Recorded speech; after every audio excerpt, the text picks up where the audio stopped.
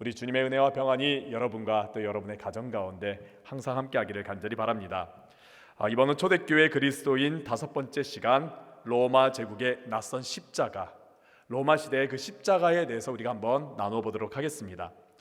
오늘날 우리는 십자가에 대해서 거리끼거나 불편함이 없이 우리는 십자가를 우리가 목에 걸거나 아니면 우리가 책상에 두거나 벽에 걸거나 우린 십자가를 굉장히 친숙하게 바라봅니다. 어쩔 때는 저 십자가를 통해서 우리가 하나님의 사랑, 하나님의 은혜, 또 하나님의 그 돌보심, 저 십자가를 통해서 우리는 따뜻함을 느낄 때도 있습니다. 그래서 우리는 이 십자가를 사랑하고 또 이 십자가를 내 곁에 두려고 하고 또 이 십자가를 바라보려고 합니다. 간혹 어떤 이들은 십자가를 너무 액세서리처럼 여긴다고 그래가지고 이런 것에 대해서 주의하고자 하는 사람들도 있습니다. 또 어떤 이들은 십자가를 너무 우상처럼 여긴다고 해서 교회에서 이 십자가를 빼야 된다라는 그런 말도 하는 이들이 있기도 합니다. 하지만은 우리 그리스도인들에게 있어서 십자가는 신앙의 중심이고 복음의 중심입니다. 이 십자가가 빠지면은 우리의 신앙은 흔들리고 또 그 중심을 잃어버릴 수가 있습니다. 우리에게 있어서 십자가가 사라지면 죄사함이 사라지게 됩니다. 그리고 고난이 없이 영광만 찾게 되는 것이고 사랑은 율법으로 전락하고 맙니다. 거기에 아마 우리는 내 공로만, 내 업적만, 내 능력만 자랑하게 될지도 모릅니다. 십자가가 없다면은, 십자가가 사라진다면은 지금의 기독교는 사라지게 되겠지요. 이렇게 중요한 십자가, 그리고 우리에게 있어서 이 친숙하고 또 사랑하는 이 십자가가 2000년 전에는 굉장히 낯선 것이었습니다. 로마 사람들에게 있어서는 굉장히 다른 의미를 가지고 있었습니다. 로마 사람들에게 있어서 십자가는 신앙이라든지 은혜라든지 사랑의 그런 상징이 전혀 아니었습니다. 그들에게 있어서 십자가는 공포요 수치였습니다. 그 당시에 십자가는 낯설고 사람들에게 있어서 좀 멀리 거리끼는 것이었고 또 미련한 것이었습니다. 이런 로마 시대의 그런 십자가의 이미지가 어떻게 해서 지금의 이 기독교의 대표적인 상징이 될 수 있었는지 우리가 오늘 함께 알아가 보도록 하겠습니다. 우선 십자가는 고대 시대 때부터 널리 행했던 처형 방식이었습니다. 처음부터 십자가 모양은 아니었습니다. 처음에는 말뚝 같은 걸로, 뾰족한 나무를 말뚝 같은 걸로 박아갖고 그 위에다가 사람을 꽂았습니다. 사람을 매달았습니다. 그게 초창기의 십자가 처형의 모습이었습니다. 이는 고대 이집트에서도 굉장히 많이 사용했던 것이고 레반트 지역, 저 중동 지역에서도 종종 나타나는 처형 방식이었습니다.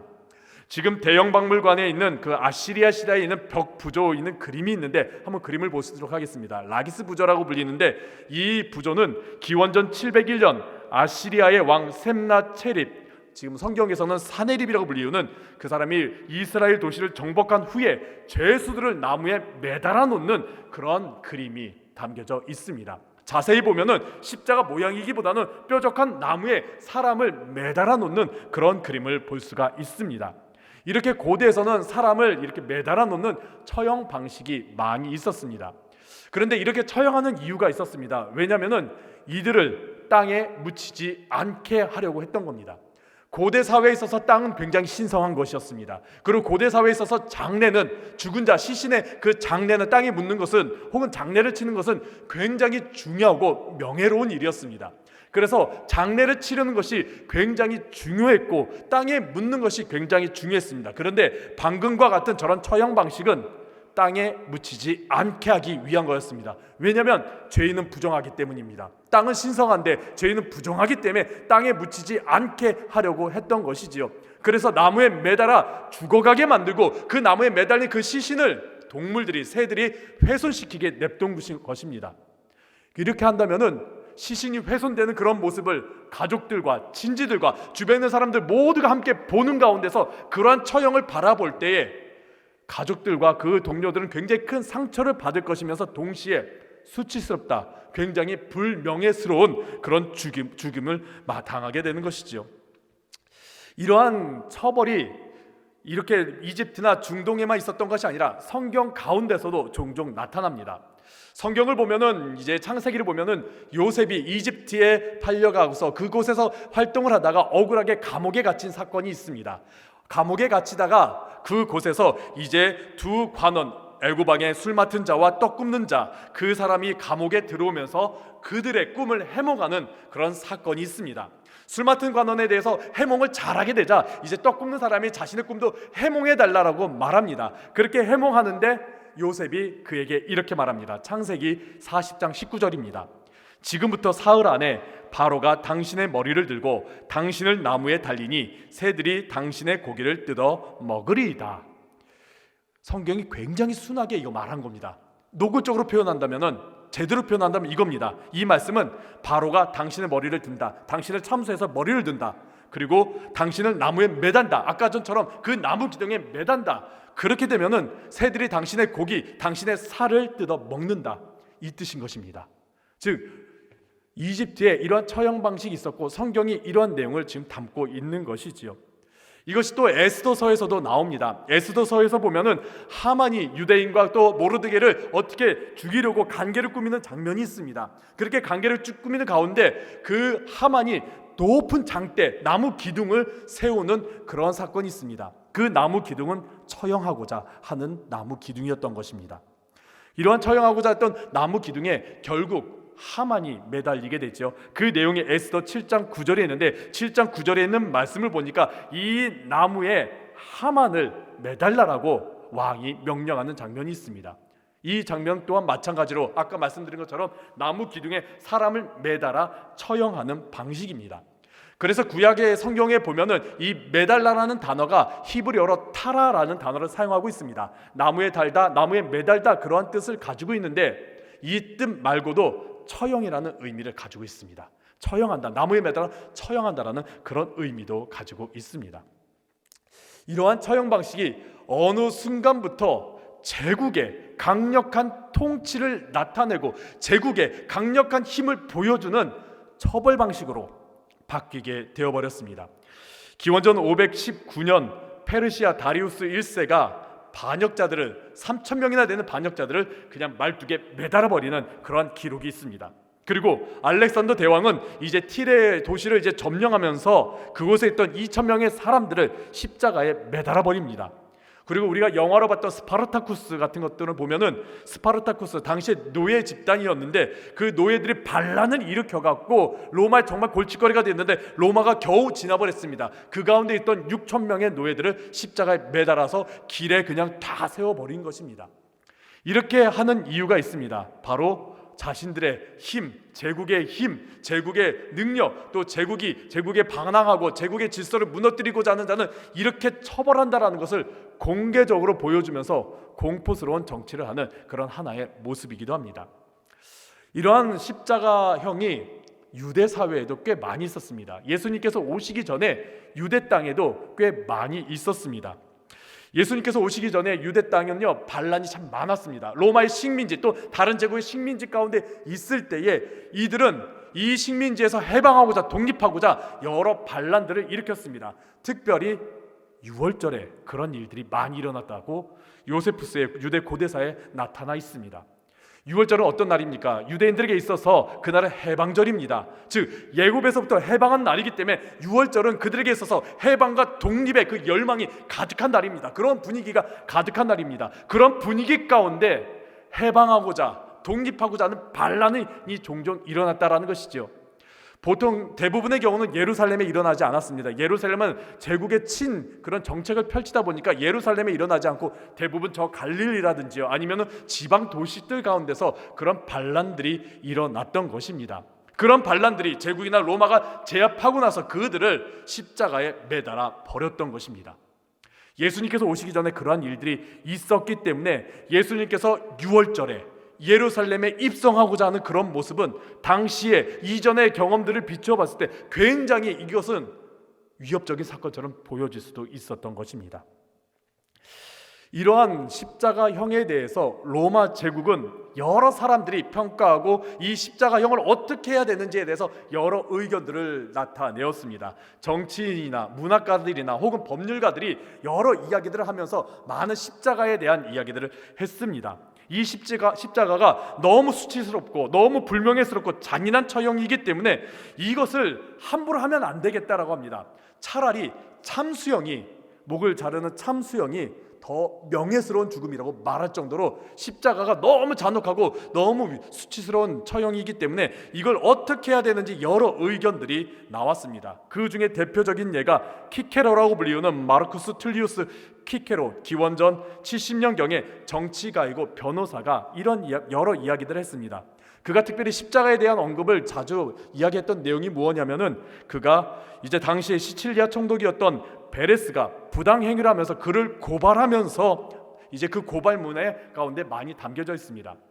그 총독 베레스가 여러 가지 많은 문제들을 일으켰습니다. 많이 착취도 하기도 하고 또 정치적인 행보도 나쁘게도 했지만은 로마 시민을 억울하게 십자가의 처형을 하려고 했던 그런 일들이 있었습니다. 거기에 대해서 키케로가 반박하는 내용이 있는데 로마 시민에게 함부로 십자가 처형을 하면은 안 된다. 너무 잔인한 처형이기 때문에 너무 수치로운 처형이기 때문에 로마 시민에게 함부로 내리면 안 된다라고 말합니다. 그러면서 이렇게 말하기도 했습니다.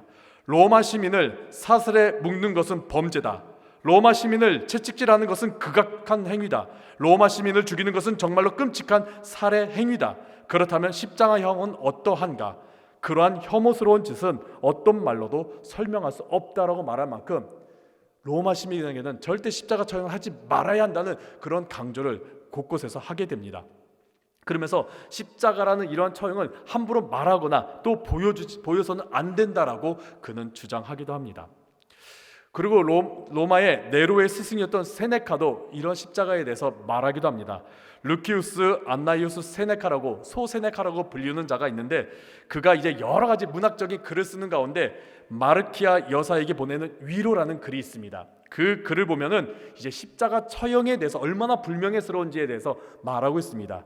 마르키아 여사는 아버지와 아들이 세상을 떠났습니다. 죽음을 맞이했습니다. 굉장히 안 좋은 죽음을 맞이했습니다. 그걸로 말미암아 슬픔 가운데 빠져 있는데 세네카가 그 여인을 위로하고자 쓴 글이 있는데 그 글에 있는 내용을 보면은 수많은 죽음들 중에서 십자가의 죽음을 당하지 않는 게 차라리 다행이다, 명예스럽다라고 말하면서 위로하는 내용이 있습니다. 근데 아버지가 어떻게 죽었냐? 자살해 죽었습니다. 즉 아버지가 자살해 죽었는데 그 자살이 차라리 명예스럽다라는 것이죠. 십자가에 처형당하지 않아 차라리 다행이다라고 여기면서 자기가 죽음을 선택해서 죽었다라는 게 명예스럽다고 말할 만큼 십자가 처형을 굉장히 수치스럽고 잔인한 걸로 말하고 있습니다. 그리고 그의 글을 보면은 십자가는 고문과 함께하는 죽음이라고 처형이다라고 말하고 있습니다. 그리고 이 세기의 유명한 법률가인 율리우스 파울로는 그가 이제 법률 안에서 그가 쓴 법률서 안에서 십자가 처형을 어떻게 해야 되는지에 대해서 정리하게 됩니다. 내용을 보니까 노예가 주인을 해하려고 할 때 십자가 처형을 한다. 선동과 폭동의 주동자들을 십자가에 처형해야 된다. 살인과 독살과 같은 잔인한 범죄자 중에 하층민들은 십자가에 처형해야 된다라고 하면서 그의 내용들을 보면 십자가 처형하는 사람들은 노예라든지 하층민들이 십자가 처형을 당해야 된다라고 말합니다. 이러다 보니까 이제 로마 사회 속에서는 십자가 처형이라는 것은 로마 시민에게서는 주지 않습니다. 로마 시민에게는 십자가 처형을 주지 않습니다. 아무리 그리스도인이라 할지라도 로마 황제를 숭배하는 걸 거부한다 할지라도 로마 시민이면은 십자가 처형을 주지 않습니다. 참수형을 줄 뿐이죠. 그래서 사도들은 다 십자가형을 당했을지라도 사도 바울만큼은 참수형을 당한 게 그가 로마 시민권자라는 것을 우리가 볼 수가 있습니다. 이렇듯 로마 사회 속에서 십자가 처형은 로마 시민에게 주지 않고 하층민이라든지 아니면 식민지에 있는 굉장히 노예라든지 안 좋은 처지에 있는 사람들에게 주어지는 처벌 방식입니다. 굉장히 불명예스럽고 잔인하고 수치스러운 그런 처형 방식인 것이죠. 그래서 십자가형을 당했다라는 것은 그 사람이 로마의 질서를 어지럽히거나 혹은 로마의 반란을 일으키거나 반역을 일으킨 사람이거나 혹은 귀족이라든지 상류층 사람들에게 해를 끼쳤다거나 혹은 정말 심각한 범죄를 일으키거나 정치적 군사적 문제를 일으킨 사람이라는 낙인이 찍혀버리게 되는 것입니다. 십자가에 달렸다라 사람은 그런 사람이다라는 것이죠. 의롭게 죽은 사람이 아닙니다. 절대. 십자가에 달렸다라는 것은 로마에 대항한 정치범들이라든지 반역자라든지 혹은 문제가 있는 사람이다라는 그런 낙인이 찍히게 됩니다.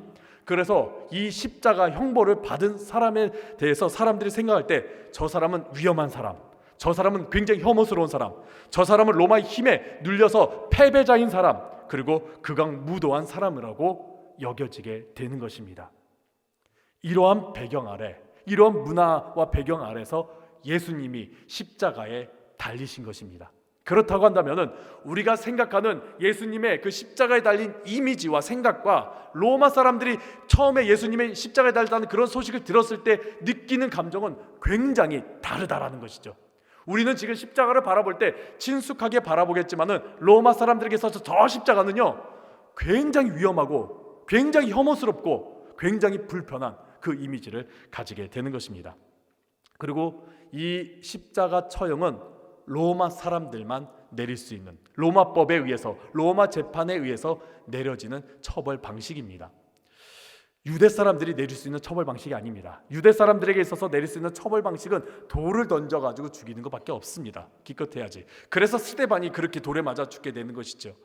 유대법 안에서는요 십자가 처형을 절대 내릴 수가 없습니다. 그렇기 때문에 예수님께서 십자가에 달려 죽으셨다는 것은 로마의 재판에 의해서, 로마의 심판에 의해서, 로마법에 의해서 로마의 처형을 당했다라는 것을 우리가 볼 수가 있는 것이지요. 그런데 사도행전을 보면은요 이 십자가의 가해자, 예수님을 십자가에 못 박은 사람을요 로마 사람이라고 보기보다는, 로마법으로 보기보다는요 자꾸만 유대인으로 보고 있는 것을 우리가 종종 보게 됩니다. 사도행전을 보면 십자가라는 단어가 그렇게 많이 나타나지 않아요. 진짜 손을 꼽을 정도로 적게 나타나요. 오히려 예수님께서 십자가에 달려 죽으셨다라는 표현을 십자가라는 단어보다는요 나무에 매달렸다라는 단어를 종종 쓰곤 합니다.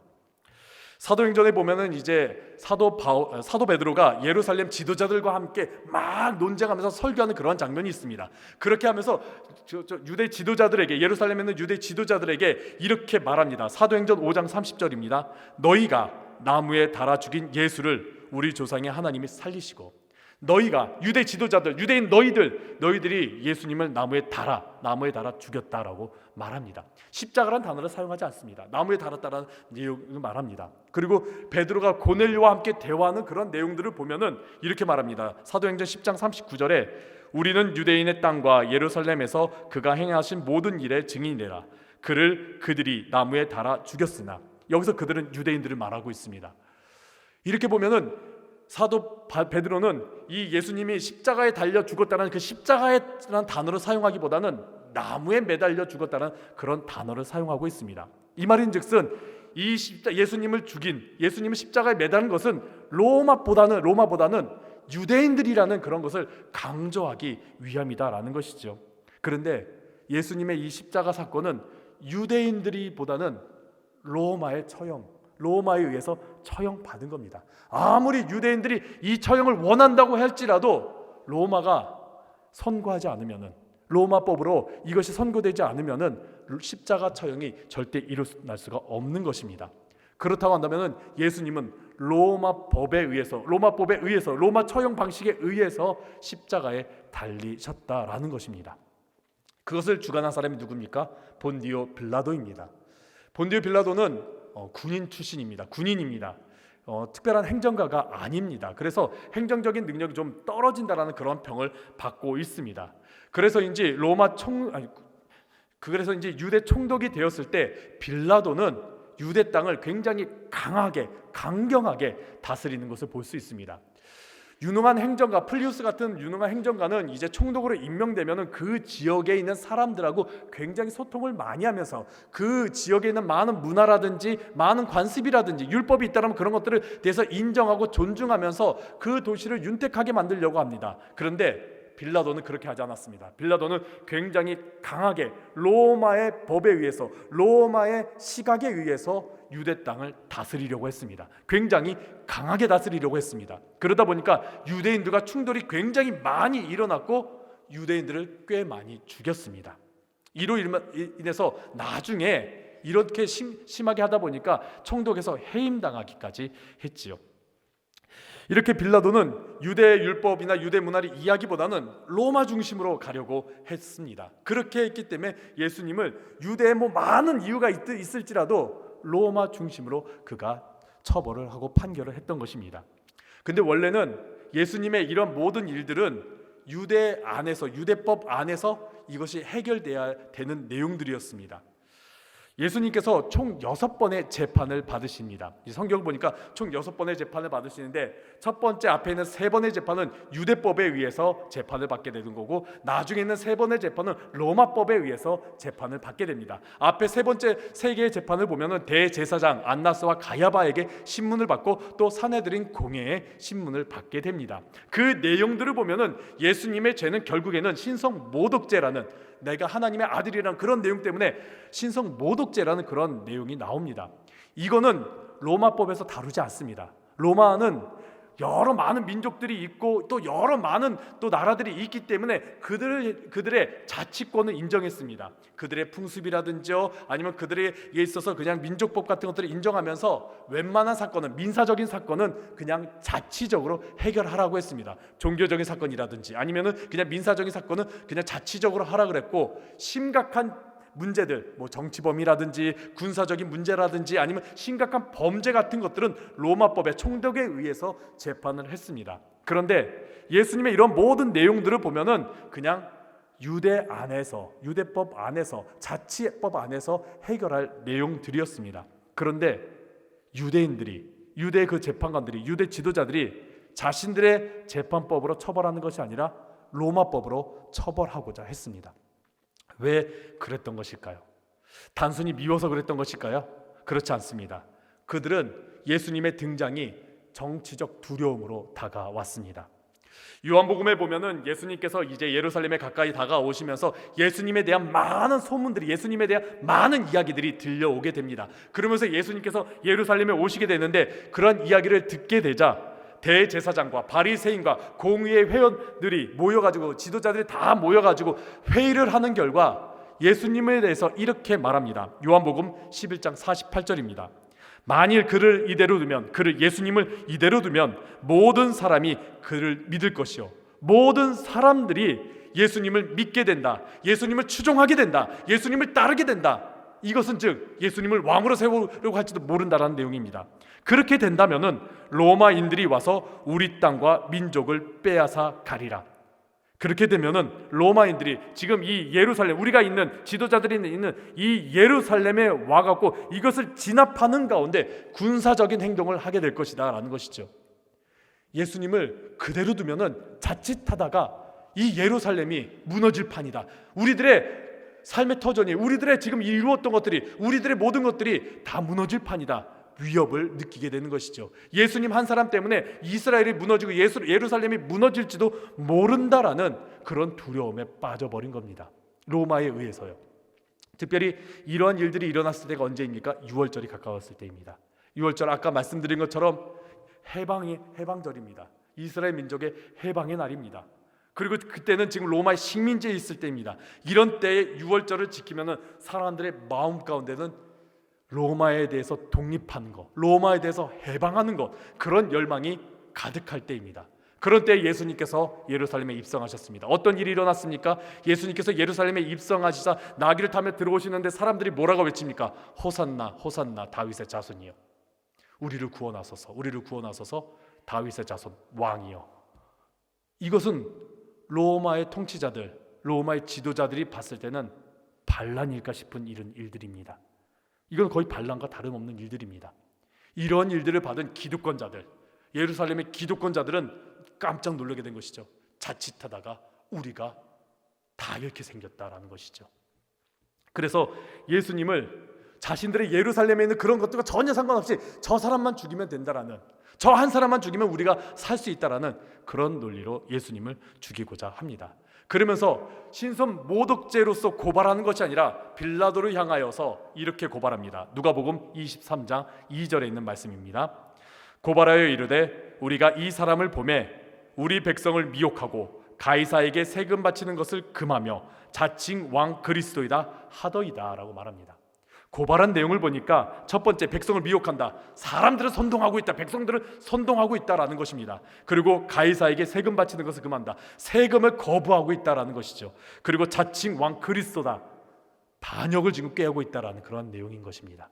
자기가 반역의 지금 주체자로서 반역을 지금 행한다라는 것입니다. 로마법에 의한다면은, 로마의 질서에 의한다면 이건 굉장히 위협적인 행동이었던 것이지요. 그러한 고발의 내용을 듣자 빌라도가 어떻게 말합니까?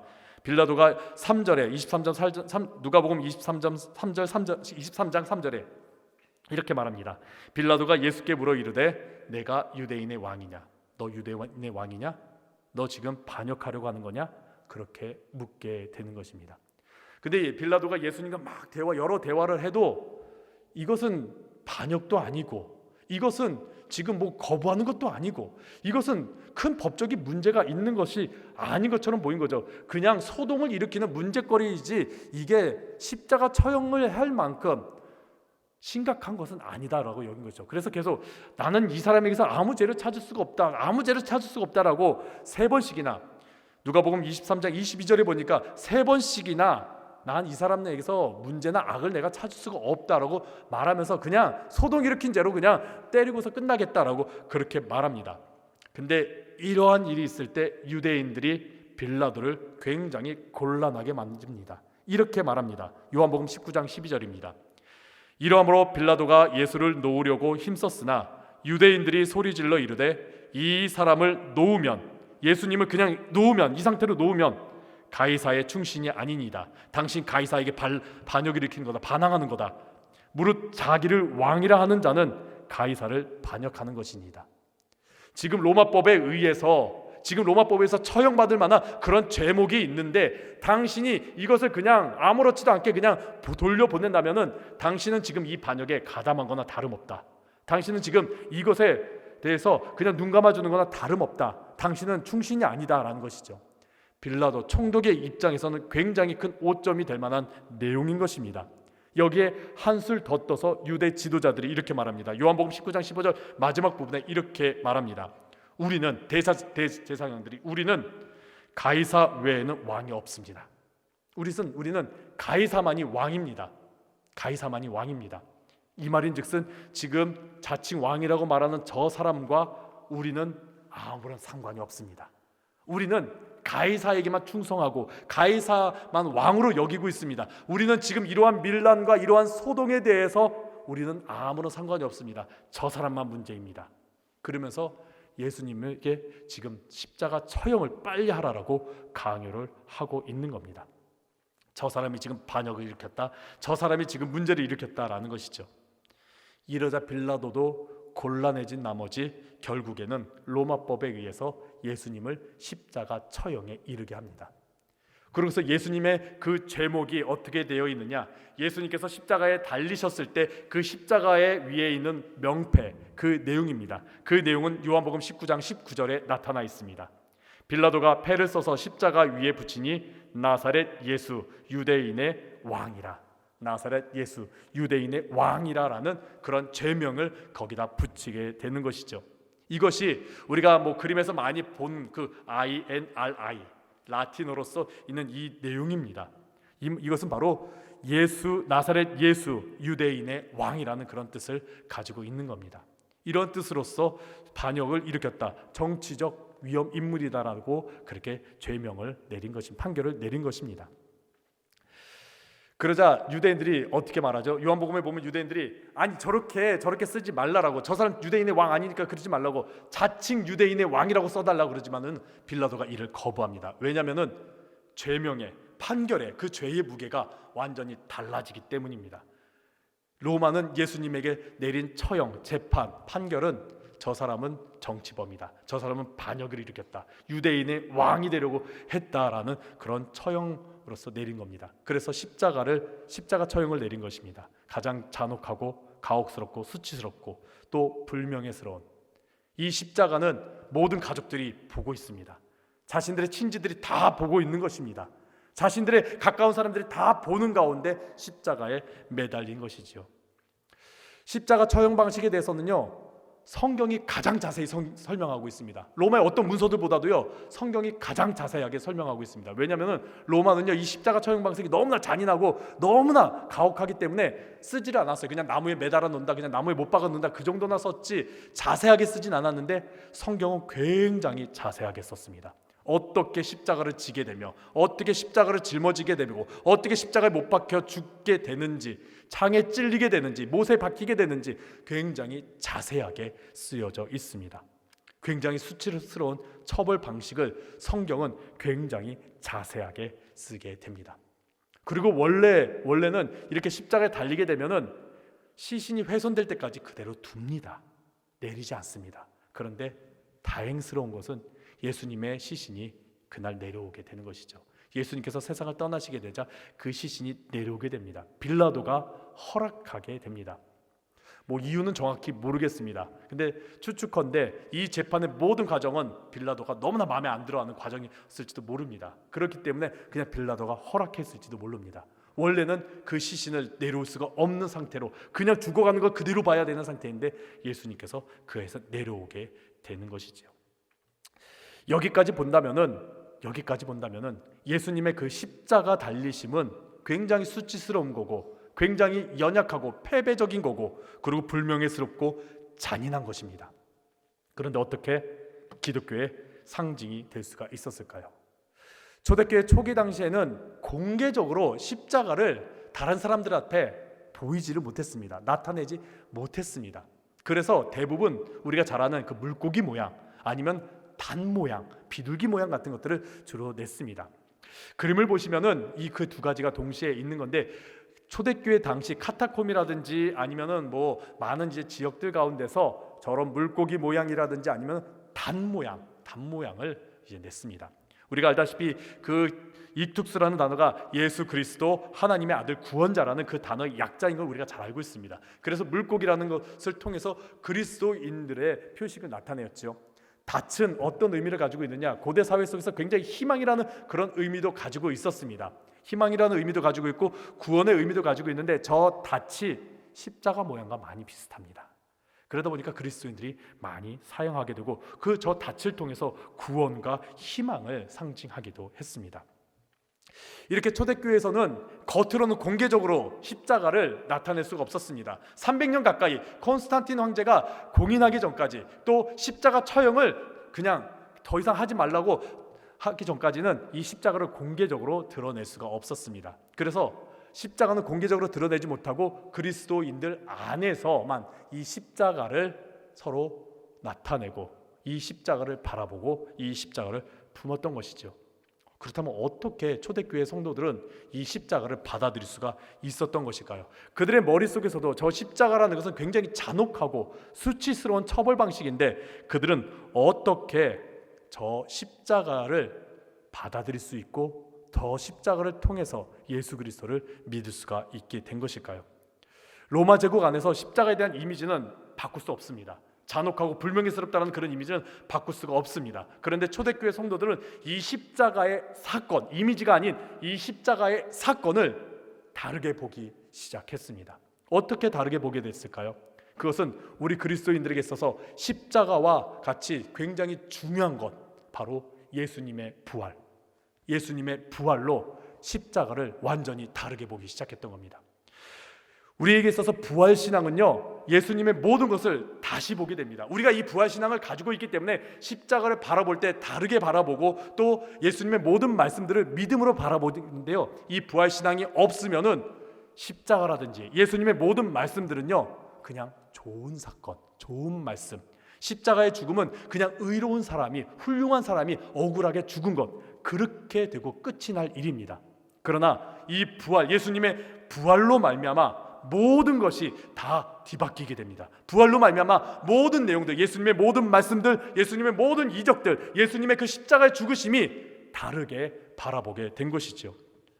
초대교회 성도들은 이 부활을 믿음으로 말미암아 예수님의 저 십자가 사건은 하나님께서 하신 일, 하나님의 계획, 하나님의 뜻하심, 하나님께서 이루신 일, 예수님께서는 저 하나님의 뜻하심에 순종하면서 십자가에 달리신 것, 전혀 십자가의 사건을 다르게 보기 시작했던 것이죠. 그래서 사도 바울은 고린도전서 15장 14절에 부활의 사건이 없다면은, 우리가 부활을 믿지 않으면은 모든 것은 다 헛되다라고 이렇게 말합니다. 우리 함께 고린도전서 15장 14절에 있는 말씀 함께 읽어보도록 하겠습니다. 그리스도께서 만일 다시 살아나지 못하셨으면 우리가 전파하는 것도 헛것이요 또 너희의 믿음도 헛것이며 예수님의 부활이 없으면은 모든 것이 다 헛것이라는 것이죠. 예수님의 부활이 있었기 때문에 십자가를 다시 보게 된 겁니다. 하나님께서 계획하신 일, 하나님께서 뜻하신 일, 하나님께서 일하신 일. 그러면 저 십자가 안에는 하나님의 뜻이 있는데 그것이 무엇인가? 예수님께서 십자가에 달려 죽으셨는데 그것은 하나님께서 도대체 어떠한 뜻을 가지고 계신 것인가? 저 십자가는 도대체 어떤 의미를 가지고 있는 것인가인지 다시금 바라보게 된 것입니다. 그리고 아무리 강한 로마 제국일지라도, 아무리 강한 세상 권세, 하늘의 권세를 가진 자일지라도 하나님의 능력 앞에서는 아무 소용없음을, 무력함을 우리가 바라보게 된 것이지요. 그래서 오늘 본문에 있는 사도 바울의 고백이 나타난 겁니다. 우리가 다시 한 번 더 고린도전서 1장 18절에 있는 말씀을 함께 읽어보도록 하겠습니다. 십자가의 도가 멸망하는 자들에게는 미련한 것이요 구원을 받는 우리에게는 하나님의 능력이라. 부활에 대한 믿음이 없는 자들, 믿음이 없는 자들에게는 저 십자가는 혐오스러운 것입니다. 로마 사람들이 바라봤을 때, 로마 시대 사람들이 바라봤을 때 저 십자가는 혐오스러운 것, 불명예스러운 것, 수치스러운 것, 잔혹한 것입니다. 하지만은 부활의 믿음을 가진 우리들, 믿음을 가진 우리가 십자가는 하나님의 능력임을, 하나님의 뜻하심을, 하나님의 계획임을 우리는 바라보게 되는 것이죠. 그렇기 때문에 우리가 바라보는 십자가는요, 저주의 나무가 아니라 생명의 나무이고요, 죽음의 형틀이 아니라 구원의 도구가 되는 것입니다. 로마 사람들에게서는 굉장히 낯선 십자가이지만은 믿음의 눈으로, 그 부활의 믿음의 눈으로 바라봤을 때 저 십자가는 은혜와 사랑, 그리고 우리의 자랑이 되는 십자가가 되는 것입니다. 로마 제국에 있어서 십자가는 결코 아름다운 것이 아니었습니다. 그것은 패배의 상징이고 수치의 상징이고 반역과 노예에게 내려지는 잔혹한 형벌입니다. 그래서 초대교회 그리스도인들이, 성도들이 바라봤던 십자가를 로마 사람들은 굉장히 낯설게 여겼던 겁니다. 사랑의 십자가, 은혜의 십자가, 구원의 십자가, 소망의 십자가, 이것은 로마 사람들에게 있어서 굉장히 낯선 것들입니다. 그러나 그리스도인들, 초대교회 그리스도인들은 부끄러워하지 않았습니다. 오히려 자신의 삶 속에 그 십자가를 붙잡았고 그 십자가로 나 자신을 부인하며 십자가의 길을 걸어가려고 했습니다. 그 모든 것이 예수님의 부활, 그 부활을 믿음으로 말미암은 겁니다. 이제 사순절이 얼마 남지 않았습니다. 우리가 이 남은 사순절 기간 동안에 십자가를 더 묵상하시면서 예수님의 부활을 준비하고 기억하시기를, 믿으시기를 간절히 바랍니다.